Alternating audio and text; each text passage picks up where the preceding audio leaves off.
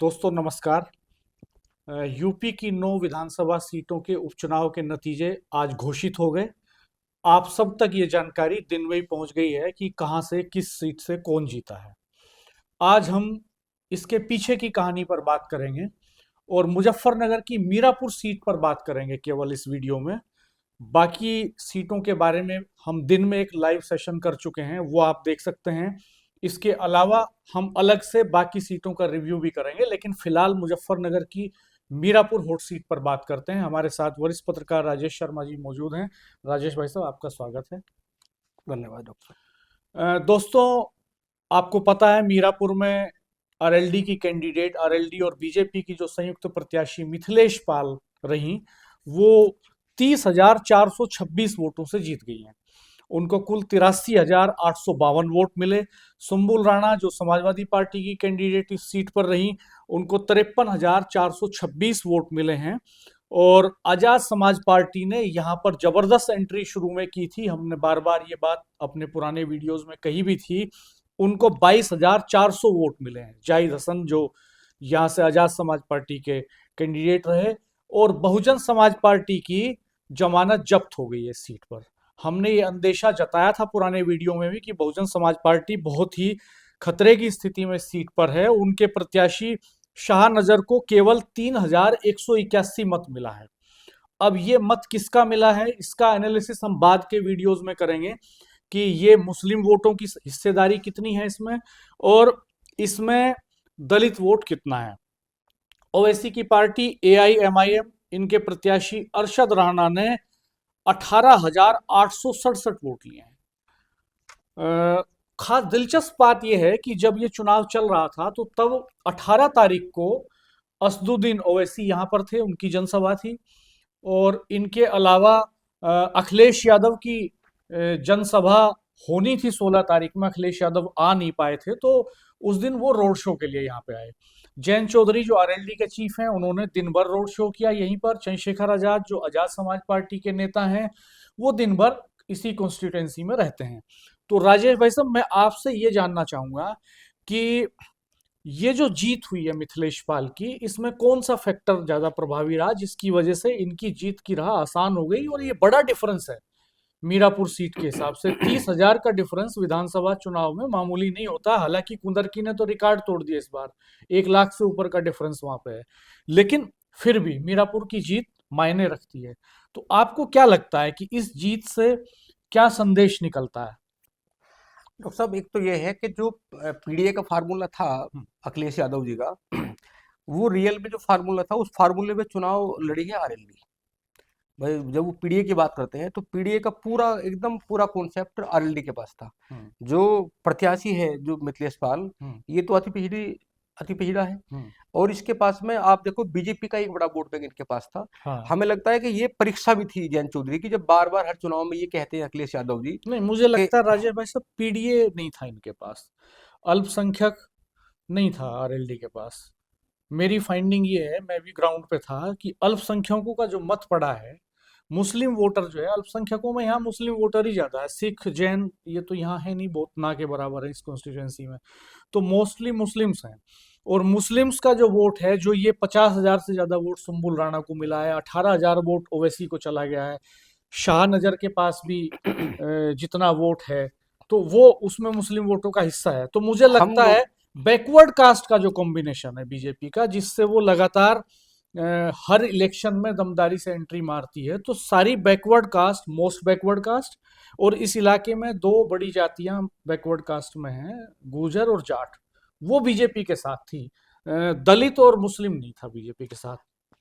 जब 18 तारीख को चुनाव प्रचार बंद होना था, तो जब हम लोगों ने डिस्कस भी किया था, हमने कहा भी था कि जब ओवीसी आएंगे तो ओवीसी ने कहीं ना कहीं चक्रव्यूह में फंसा दिया। उसमें हम्म, सेफ थे जयंत चौधरी, हम्म, आरएलडी उस चक्रव्यूह से बिल्कुल सेफ थी। हम्म, और चक्रव्यूह में फंसे सपा, हम्म, आसपा हम्म, और बसपा। हम्म, चूंकि ये ऐसी पहली विधानसभा थी उत्तर प्रदेश की, ये तो 9 सीटों में चुनाव था, हम्म, जिसमें अंतिम दिन 4 बड़े रेडर थे हम्म, और चारों ने अपनी पूरी ताकत झोंकी। हम्म, हालांकि जयंत चौधरी इसलिए भी सेफ थे, वो बिल्कुल उन्हें उन्हें पता था कि जितना उन्होंने काम किया उतना लाभ आरएलडी को मिलना था। हम्म, क्योंकि दलित वोट असपा के पास चला गया, हम्म, कुछ वोट जो बचा वो बसपा के पास चला गया। हम्म, जो अल्पसंख्यक वोट था हम्म, अल्पसंख्यक वोट 3 जगह बैठा। हम्म। आप देखिए कि अगर 18 तारीख को ओवैसी यहाँ रैली ना करते, हम्म। रैली में जिस कदर लोग आए थे, हमें ये लगा कि ये लोग रैली में आए हैं और इतना वोट नहीं पड़ पाएगा। नहीं, हम ये सवाल उठा रहे थे बार बार, हम्म। हम ये जानने की कोशिश कर रहे थे कि ये जो भीड़ जुटी है ओवैसी की रैली में, चूंकि ओवैसी की जनसभा,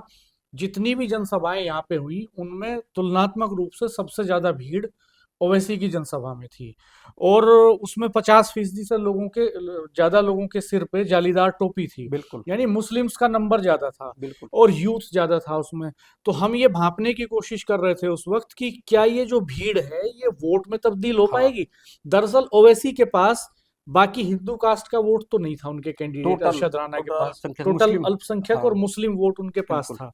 और उसमें एक बड़ा हिस्सा वो ले गए। समाजवादी पार्टी को उसी दिन उन्होंने मुश्किल में डाल दिया जिस दिन वहां पे जनसभा की। और जनसभा भी जहां अखिलेश यादव का हेलीकॉप्टर उतरना था उनके हेलीपैड से सिर्फ 400-500 मीटर की दूरी पे। और उसमें इतनी भीड़ का उमड़ना, किसान आंदोलन के स्टाइल में एकदम नौजवानों का ट्रैक्टर ट्रॉलियों पे सवार होके आना, बाइक पे बैठ के आना और कारों में सवार होके आना और सनरूफ में बाहर निकल के आना और झंडे लहराना, वो उनका जोश दिखा रहा था कि मुस्लिम्स में एक जबरदस्त उत्साह है पतंग के प्रति। पतंग उनका सिंबल है और लोग कह भी रहे थे कि यहाँ पतंग उड़ेगी। तो अब वो जो नुकसान हुआ है उसकी भरपाई नहीं कर पाई समाजवादी पार्टी कहीं भी, नहीं, वो डिवीजन नहीं रोक पाई। वो भरपाई इसलिए नहीं होनी थी। हालांकि अखिलेश यादव जी पहले भाप गए थे कि हम्म। 28 तारीख को ओवैसी आएंगे, हम्म। यहाँ रैली करेंगे। और जब उन्हें 16 तारीख में ककरोली गांव में आना था, पूरी हम्म। तैयारियां थी, लोग हम्म। सब आए थे, रैली थी।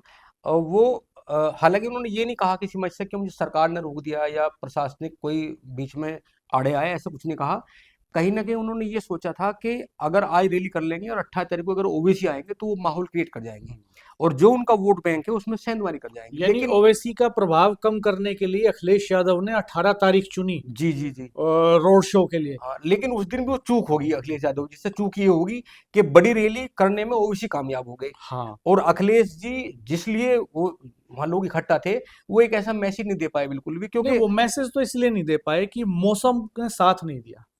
चंद्रशेखर आजाद ने तो ये भी कहा अखिलेश यादव पे टिप्पणी करते हुए कि कुदरत नहीं चाहती कि वो यहाँ आए। तो दिन भर कोहरा रहा और लास्ट के 1 घंटे में अखिलेश यादव आते हैं जोली गांव में। जोली ग्रांट में लैंड करता है उनका हेलीकॉप्टर, हिंडन में लैंड नहीं कर पाता कोहरे की वजह से, ककरौली में लैंड नहीं कर पाता और वो सरसावा में भी लैंड नहीं कर पाते सहारनपुर के। उनको देहरादून में उतरना पड़ता है जोली ग्रांट में, वहां से जोली गांव तक आते हैं बाई कार, बाई रोड, और लास्ट का 1 घंटा मिल पाता है उनको बस। तो 1 घंटे में वो जितना कंसोलिडेशन कर सकते थे मुस्लिम वोटों का उतना उन्होंने किया। और बाकी जब अगले दिन पिस्टल लहरा गया चुनाव के वक्त, जब वोटिंग के वक्त ककरौली गांव में थानेदार की पिस्टल लहराई और उन्होंने लखनऊ में प्रेस कॉन्फ्रेंस की, तब उन्होंने मुस्लिम वोटों को कंसोलिडेट करने के लिए पूरा दांव चला, पूरी कोशिश की। और यही वजह है कि सुम्बुल राणा सबसे मेजर चंक ले गई है मुस्लिम वोटर्स का। हालांकि इसमें उनकी जो फैमिली की पॉलिटिकल बैकग्राउंड है उसका भी बड़ा रोल है। कादिर राणा खुद एमएलए रहे, सांसद रहे, शाहनवाज राणा इसी परिवार से एमएलए रहे, इसी परिवार से जो है नूर सलीम राणा विधायक रहे, और इकोनॉमिकली बहुत साउंड है ये फैमिली। तो वो जाना ही था एक बड़ा हिस्सा उनके पास। डॉक्टर साहब वो उस दिन बहुत सारे लोगों ने ये कहा जब अखिलेश यादव जी आए, मतलब हम नहीं कह रहे, लोगों ने सवाल खड़ा किया, लोगों ने कहा कि ओवैसी साहब तो हैदराबाद से आ जाते हैं, हम्म। समय से आ जाते हैं, जैन चौधरी भी दिल्ली से आते हैं। हम्म। तो अगर ये पहले से प्रस्तावित था और मान लिया कि ये हॉट सीट है, हम्म। हमें यहाँ कुछ करना है, तो लोगों का ऐसा आरोप था कि अखिलेश जी चलो उस दिन नहीं आए 16 तारीख में, तो 18 को उस समय से आ सकते थे क्योंकि 9 गांव में रोड शो था। हम्म। उनका ये मानना था कि अगर 9 गांव में अखिलेश यादव रोड शो कर देंगे तो एक माहौल क्रिएट हो जाएगा। हम्म। और हमें लगता है जो 18,000 से ज्यादा वोट ओवैसी के प्रत्याशी अरशद राणा लेकर गए हैं, ये वोट ये सपा का वोट था, निश्चित ये सपा का वोट था।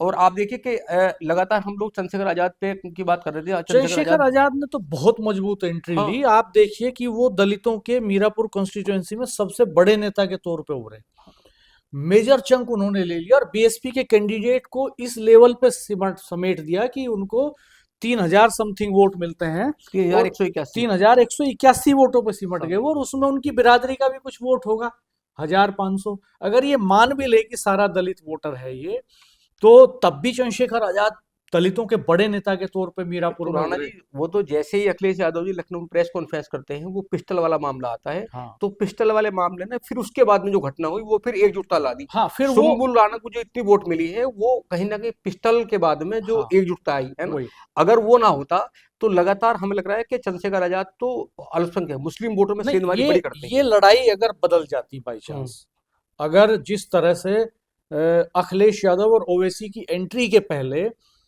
मेन सीन में चल रहे थे चंद्रशेखर आजाद, उनके कैंडिडेट जाहिद हसन 52 गांव झोजा बिरादरी के हैं, और ये माना जा रहा था कि दलित प्लस मुस्लिम मिलके यहाँ अरेल्डी को चारों खाने चित कर सकता है। अरेल्डी भी चिंतित था इसको लेकर के, लगातार उनकी निगाह बनी हुई थी।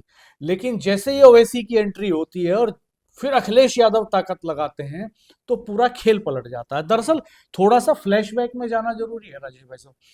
यहाँ जब टिकट वितरण हो रहा था तो सबसे पहले टिकट घोषित कर देते हैं चंद्रशेखर आज, ओवैसी, हाँ, चंद्रशेखर आजाद हम्म, और मायावती, हम्म, तीनों मुस्लिम कैंडिडेट उतार देते हैं। अब अखिलेश यादव की बेचैनी ये है, उनका असमंजस ये है कि वो अगर किसी हिंदू कैंडिडेट को टिकट दें तो ये खतरा है कि मुस्लिम वोटर जो है वो चंद्रशेखर आजाद पे जाके शिफ्ट ना हो जाए, दलित मुस्लिम नहीं, कॉम्बिनेशन वहां ना तो बन जाए। समीकरण समीकरण जबरदस्त था समीकरण ना। जबरदस्त था और वो मीरापुर जो है वो नगीना बन सकता था। हम्म, अब इस डर की वजह से उन्होंने कादिर राणा फैमिली पे दांव खेला, कार्ड खेला, और उसमें महिला कार्ड खेला, सॉफ्ट चेहरे वाला कार्ड खेला। वो चल नहीं पाया, वो अलग बात है। लेकिन अखिलेश यादव, दरअसल ये ऐसी हार है, ये जीत और हार ऐसी है मीरापुर सीट की कि इसमें हर कोई खुश भी होगा अंदर खाने, मुझे लगता है, सबसे और ज्यादा हर कोई परेशान भी होगा। सबसे दो ज्यादा तो चीजें हैं, सबसे ज्यादा चंद्रशेखर आजाद खुश होंगे। नहीं दो चीजें हैं इसमें। इसमें राजेश भाई साहब परेशानी भी है और खुशी भी है। ये जैसे गोलगप्पे खाते हैं ना, खट्टा मीठा पानी हम्म, लेता आदमी, तो ये खट्टा मीठा टाइप का मामला हो गया कुछ। वो कैसे? वो ऐसे कि अखिलेश यादव बहुत खुश होंगे हारने के बाद भी, मुख्य मुकाबले में उन्हीं का कैंडिडेट रहा, हाँ, मेजर चंक उनके कैडर वोट का उन्हीं के पास आ गया। सेकंड नंबर पर रहा भाई मजबूत। एम वाई फैक्टर तो यहाँ पे था नहीं, पर एम यादव फैक्टर को वोट उन्होंने एक एकजुट कर लिया। छोटे से ही उसमें था वाई, तो वाई तो था नहीं यहाँ पे, एक एक गांव में थी बस थोड़ी संख्या। एम ब- को उन्होंने एकजुट किया बड़ी और संख्या में एकजुट मेजर किया। चंक ले गए वो। हम्म, अब अगर ये फ्री छोड़ देते, वो अगर उन्होंने कोई हिंदू कैंडिडेट उतारा होता तो ये मूव कर जाता चंद्रशेखर आजाद की तरफ, और चंद्रशेखर आजाद नगीना रिपीट करके मीरापुर में, और ये मैसेज देते थे कि भाई अखिलेश यादव के पास अब मुस्लिम वोट बैंक में कुछ नहीं है, बहुजन समीकरण हमारे पास है। तो अखिलेश यादव खुश बहुत होंगे आज कि ये नहीं हो पाया, चंद्रशेखर आजाद का कैंडिडेट नहीं जीत पाया, अरेली भले ही जीत गया हो। अब पर डॉक्टर साहब, चंद्रशेखर आजाद की क्या ताकत है इस समय? चंद्रशेखर आजाद क्यों खुश होंगे? उनको लग रहा होगा कि नगीना में भी उन्होंने बीएसपी के कैंडिडेट की जमानत जब्त करवा दी थी, और अब फिर यहाँ बीएसपी के कैंडिडेट की जमानत जब्त हो गई, और दलितों के वो निर्विवाद रूप से बड़ा इस चेहरा बन इलाके गया। में बड़ा चेहरा बन के उभरे हैं। युवाओं के साथ उनकी पहचान, उनकी पकड़ बुजुर्गों में भी बनी है, तो वो इसलिए बहुत खुश होंगे। डॉक्टर साहब, आपके याद होगा, हम फ्लैशबैक में जाएंगे। हम्म, जब हम मोरना जाते हैं तो वहाँ दो बुजुर्ग दलित मिलते हैं। एक एक ने बताई, जो हमने पूछा, उनकी एक की उम्र 81 साल के आसपास थी, दूसरों की लगभग 75 साल के आसपास थी। हम्म, तो जब ये आपने सवाल किया उनसे कि आप जब जवान हुए तो आपने पहला वोट किसे दिया, हम्म। तो उन्होंने कहा कि पहला वोट पहले हमने कांग्रेस कांग्रेस को को दिया। दिया, फिर बीएसपी फिर को भी दिया, है ना, फिर कह रहे इधर आ गए। कांग्रेस को दिया, और जब कांशीराम जी आए फिर हम बसपा को देते थे। हम्म। और जब क्या कि अब किसे दोगे, तो उन्होंने कहा कि अब हम देंगे चंद्रशेखर को। खैर, हम खुशी हाँ, की बात कर रहे थे तो चंद्रशेखर के लिए एक खुशी वाली बात हो सकती है। अब बात करते हैं हम बसपा की। बसपा के लिए इसमें ना खुश होने जैसा कुछ निकला और ना दुखी होने जैसा निकला। जमानत जब्त हो गई, 3-3.5 हजार वोट मिला, तो वो क्या ही इस पे कहेंगे और क्या ही सोचेंगे? उनके लिए तो बहुत ही नहीं, संकट वाली बसपा ने स्थिति तो हो गई। चुनाव भी कोई ना लड़ने के बराबर चुनाव लड़ा, उनका कोई निश्चित ध्यान उनके नहीं था, कोई उनके नेता बड़े नहीं नेता आया, कोई कोई आए नहीं। रैली यहाँ पे नहीं हुई। हाँ, अब रही बात, अखिलेश यादव इससे भी नहीं खुश डॉक्टर होंगे। साहब, पर एक बात तो आपको माननी पड़ेगी, हाँ, 3131 वोट शाहनजर को मिले हैं, जो बसपा का प्रत्याशी है। हाँ, और हमें लगता है कि यहाँ इतना बड़ा वोट बैंक होने के बाद भी 3131 का मतलब है शाहनजर की बिरादरी की वोट भी मिला होगा, हाँ, मिला होगा ना। हाँ। तो बसपा का जो परंपरागत वोट है, जो कैडर वोट है, वो कहाँ चला गया? वो तो चंद्रशेखर पे चला नहीं, गया ना, मैं वो कह रहा तो। हूँ कि क्या बिल्कुल प्रासंगिकता नहीं है बिल्कुल मीरापुर हाँ में? नहीं, वो तो, मतलब ये जो जो रिजल्ट आया है, रिजल्ट ने ये कर दिया वो तो कि भाई क्लियर ही है। उपस्थिति आपकी है हाँ नहीं, तो वो हम नहीं, आपसे वो बात नहीं हाँ करेंगे। वो उनकी उपस्थिति नहीं है, वो तो क्लियर ही हो गया वहाँ तो। लेकिन डॉक्टर साहब, एक एक मानना पड़ेगा, मैंने बहुत सारे, जब जब यहाँ, क्योंकि पहले आरएलडी और सपा गठबंधन में चुनाव लड़ी कई बार, खैर में कई बार आरएलडी जीती है, और यहाँ मीरापुर में भी आरएलडी जीतती थी लगातार। तो एक ये मैसेज था कि हमारी वजह से वहाँ आरएलडी जीतती है। लेकिन इस बार ये तय कर दिया है, जो रिजल्ट आए हैं खैर खैर और गाजियाबाद और मीरापुर के, उन्होंने ये तो कर दिया कि पश्चिम उत्तर प्रदेश में चौधराहट जयंत चौधरी की है। नहीं, वो तो एक निश्चित तौर पे फैक्टर है जयंत चौधरी बड़ा, इसमें तो कोई डाउट नहीं है। वो एक अलग बात है कि बयानों में और दावों में कुछ कहते हैं नेता, लेकिन ये तो हमने 2024 में भी देखा कि उसका बड़ा फायदा बीजेपी को मिला। और ये अलग बात है कि उनके गठबंधन के बावजूद मुजफ्फरनगर सीट बीजेपी नहीं निकाल सकी, लेकिन सब जगह फायदा मिला। और ये अगर ये कॉम्बिनेशन ना होता तो शायद मुजफ्फरनगर की भी बीजेपी की हार लाखों में हो सकती थी। दूसरी बात ये कि ये जो कॉम्बिनेशन है ये अब 2027 तक के लिए मजबूत हो गया है, मुझे ऐसा लगता है। अब देखना। चूंकि चूंकि अब जो लोग ये अनुमान लगाए बैठे थे, उम्मीद लगाए बैठे थे कि 27 से पहले जयंत चौधरी इस पाले में आ सकते हैं इंडिया गठबंधन के में, और एक स्थिति पलट सकती है, तो इस पे वोटरों की मोहर लग गई है कि भाई जयंत चौधरी अब वहीं रहेंगे। और उनको सेफ साइड भी दिख रहा है ये पूरा, उनको बेनिफिट भी दिख रहा है, और वोटर ने भी उनके मोहर लगा दी इस पे। जिस वोटर में नाराजगी थी इसको लेके, वो तो अल्टीमेटली उन्हीं के पास आ गया ना। वो अल्टीमेटली सारे बातें भूल के, गन्ने का भाव, भुगतान, डीएपी, ये सब भूल भाल के वो आखिर में वहीं पे आ गया उन्हीं मुद्दों पे, और वो वहीं पे खड़ा हो गया उनके साथ मजबूती से। तो ये जयंत चौधरी के लिए खुश होने वाली बात जरूर होगी, लेकिन खट्टा उनके यहाँ भी है। हाँ, उनके लिए एक बात ये जरूर होगी कि जितना इस चुनाव में ये एक नैरेटिव बना है कि मुस्लिम वर्ग के लोगों को वोट डालने से रोका गया, इसने उनको जरूर कुछ परेशान किया होगा, निश्चित तौर पे असहज किया होगा। बड़ा क्योंकि वोट बैंक था उनका, चूंकि वो जो उनका एक नाराज है। बड़ा वोट बैंक था जिसके भीतर नाराजगी जरूर है आज। तो ये कुल मिलाकर के जयंत चौधरी की बात है। बीजेपी, लेकिन बीजेपी हर लिहाज से फायदे में रही इस सीट पे। बीजेपी के लिए इस सीट पे दुखी होने वाला, परेशान होने वाला कुछ है नहीं। उनका बटोगे तो कटोगे नारा हिट हो गया यहाँ, सिक्योरिटी वाला नारा हिट हो गया यहाँ, योगी जी का भाषण यहाँ सबको याद रहता है, और वो मनमाफिक रिजल्ट आ जाता है। योगी जी ने तो अल्टीमेटली प्रूव कर दिया ना कि भाई हमने सीटें जीत ली बाई हुक और बाई क्रुक। तो ये एक महत्वपूर्ण बात है राजेश भाई साहब। अब मुझे लगता है कि अब ये जो सियासत अब इस पूरे पश्चिम उत्तर प्रदेश में आगे बढ़ेगी, उसमें ये कोलिशन और स्ट्रोंग होगा आरएलडी बीजेपी का, ये बना रहेगा।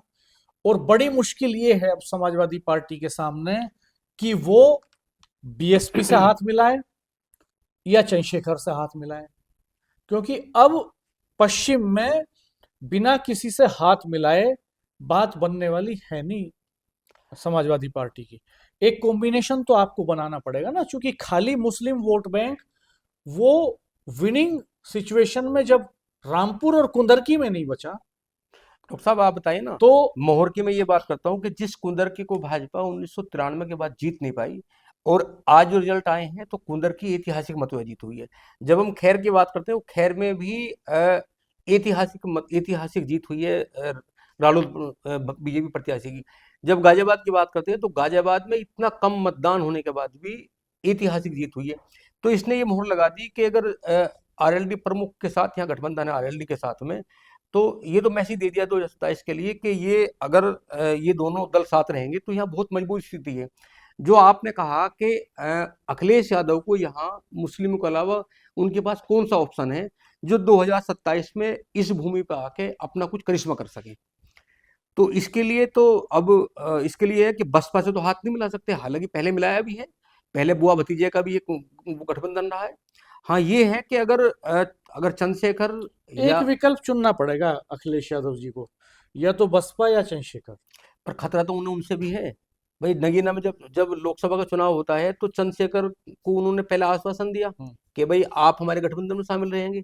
और जब समय आया वो इंतजार करते रहे चंद्रशेखर, एकाएक आपने अपना प्रत्याशी वहां उतार दिया, चंद्रशेखर अकेले मैदान में पड़े रहे, तो वो कहीं ना कहीं तो गुस्सा चंद्रशेखर को है। अब तो ये तो तो ये ये तो तो खैर भाई ये तो साहब, ये जो देशकाल अहम है, अहम तो परिस्थितियों हटाना पड़ेगा। देशकाल परिस्थितियों के हिसाब से नेता गठबंधन बदलते रहते हैं। जो आज इस पाले में है कल उस पाले में जाते थे परसों, और आने वाले कल में फिर इस पाले में हो सकते हैं। तो ये तो सियासत में उलटफेर चलता हाँ, रहता है। हालांकि राणा जी ऐसा है कि सियासत का खेल अजूबा है, पता नहीं कब कौन सा समीकरण कहाँ बन जाए। 2027 में चूंकि अखिलेश यादव भी पूर्व मुख्यमंत्री हैं, वो विरासत उनकी लंबी है और वो कुछ भी करिश्मा कर सकते हैं। 27 के अभी समय बाकी है। समय है, क्योंकि आसान अभी नहीं 5 महीने होगा। पहले की बात करें तो पश्चिम में उन्होंने भाई, पश्चिम में आप देखो कि सहारनपुर सीट भी जीत जाते हैं, वो कैराना भी जीतते हैं, वो मुजफ्फरनगर भी जीत जाते हैं। हम्म, तो 27 का है, हो सके समीकरण भाई, बड़े नेता हैं, उनके दिमाग में क्या चल रहा होगा। और निश्चित तौर पे। हाँ, और इसलिए वो हार के भी इसलिए जीत गए होंगे, उन्हें लग रहा होगा कि मेरा वोट लेकिन बैंक मेरे साथ है। ये चुनाव कुछ बड़े सवाल जरूर खड़े कर गया, जैसे कुंदरकी की हार, रामपुर मॉडल, कुंदरकी की हार, और मीरापुर में इम्प्लीमेंटेशन, ये सवाल जरूर खड़े किए इस चुनाव ने।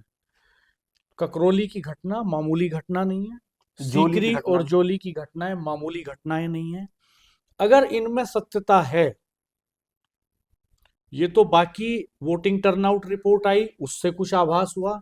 अब बूथवार किस पार्टी के प्रत्याशी को कितने वोट किस गांव में किस बूथ पे मिले, जब इसका विश्लेषण होगा तो ये तस्वीर साफ हो जाएगी कि क्या मुस्लिमों को वोट नहीं डालने दिया गया। कुंदरकी के तो रिजल्ट को अगर लेके तो जरूर अगर सवाल उठेंगे। अगर मीरापुर में भी वोट नहीं डालने दिया गया मुसलमानों को, इस बात में सत्यता है और ये साबित हो जाती है, या ये नैरेटिव लोगों के दिमाग में छा जाता है, बैठ जाता है, तो ये बड़ा खतरनाक संकेत होगा और ये बड़ा सवाल होगा। इसकी जांच, इसका परीक्षण और इसकी सत्यता सामने आना अभी बाकी है। खाली कुछ विजुअल्स जरूर आए हैं, कुछ फुटेज जरूर आए हैं, लेकिन सत्य और भी गहरा होगा और भी इसके पीछे कुछ कहानी किस्से होंगे। तो देखो दोस्तों, डॉक्टर साहब, जीत तो अलग बात है, लेकिन जो सवाल खड़े हुए हैं उसका जवाब बहुत लाजमी जरूरी है। है। तो जवाब, क्या जवाब है आप बताइएगा दोस्तों कमेंट बॉक्स में। आपकी राय बहुत वैल्यूएबल होती है। आप वीडियो को शेयर कीजिएगा, चैनल को सब्सक्राइब कीजिएगा, मित्रों के साथ शेयर करते हुए कमेंट बॉक्स में कमेंट कीजिएगा, लाइक शेयर सब्सक्राइब कर दीजिएगा, नोटिफिकेशंस ऑल कर दीजिएगा। धन्यवाद, नमस्कार। जल्द फिर होगी मुलाकात एक नए वीडियो के साथ, हम फिर हाजिर होंगे।